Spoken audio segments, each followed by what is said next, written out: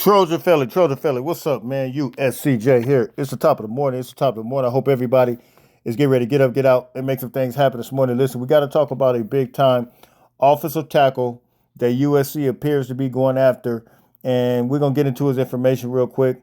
His name is Bryce George, and he's coming from Ferris State University. And look, it's a D2 school.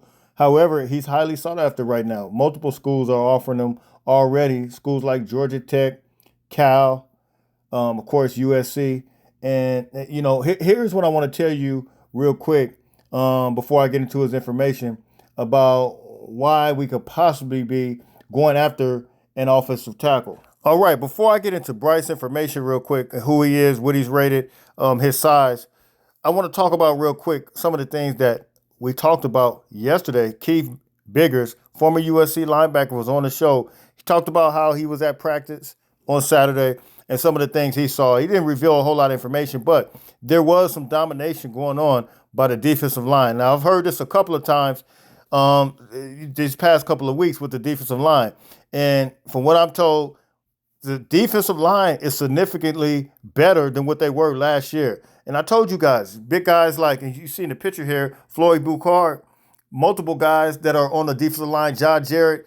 And from what I'm told, a lot of people are talking about Devin Tompkins, and it looks like he's been working primarily at the D tackle spot. But Devin Tompkins seems like he's having a incredible camp right now, and I think it's very. I mean, it speaks to the training. It speaks to the development right now that's taking place. And so this USC football defensive line, they're really flourishing right now. And even Cam Fountain, I've been hearing about Cam Fountain has been exploding. Those two guys are the two names that I've been hearing as of late that have been exploding on the defensive line.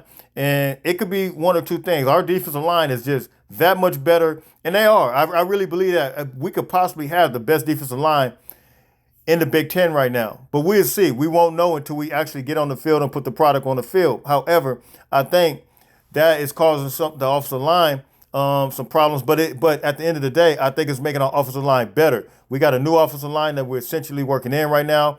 Of course, you guys know Elijah Page is going to be that guy that's going to set the foundation for the left tackle spot. And either Amos, I was going to say Amos Talele, Tobias Raymond, or Justin Tuana, they're going to be at the right tackle spot. That battle has yet to be settled, but the offensive line, we'll see what happens.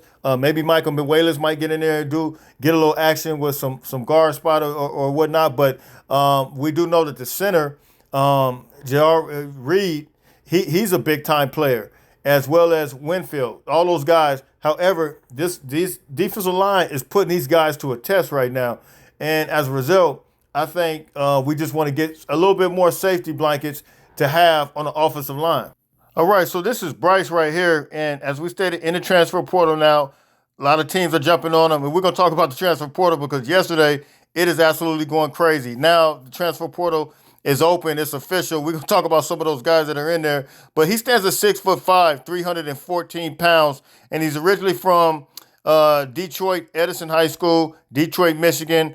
And right now, currently, he's rated actually a 3-star prospect. But for USC to go after him, they had to identify talent, man. They know how to identify talent. And the fact that they're doing it now, right when he's entered the portal, and a lot of teams are already on him, I think that they're going to try to go ahead and make a move. So, look, somebody asked me yesterday, what players, what position group do I think we need help in right now? Initially, I would have said linebacker, as well as maybe cornerback. I don't know. The cornerback is still iffy because I'm confident. I like Isaiah Rubin. I like Braylon Conley. I like Nicholson. I like Marcellus Williams. I like some of the young guys that we have. Even Tristan Castro. I love him. Some of the young guys. Forgive me if I'm forgetting some names, but you just don't know until they actually get out there and make it happen. But now it appears that we may need some help on the offensive line. I'm not sure of that all the way, but I'm just giving information that was delivered to me. And based on the fact that USC is going after this guy, we'll see what happens. But that's some information, that's some intel that actually came from Pete Nukos from On3 that USC is going after him. But as far as the offensive line, that came from my personal source that's been watching practice and getting information that USC's been dominating on the offensive line, or defensive line, excuse me. Now, as far as the transfer portal yesterday, man, there was some surprises that shocked me like crazy yesterday. I couldn't believe it. Jaden Ott, he passed up. He actually did like an April Fool's joke last year that he was entering the portal and he said April Fool's. But now there's no April Fool's. This is real. Jaden Ott from Cal, you guys know, man, he's an explosive running back. I don't care what team he plays on. He's an explosive running back. Now, I did see where right when he entered the portal, I did see another post, I think it was from On3, that kind of tied him to Oklahoma. So we'll see what happens with that.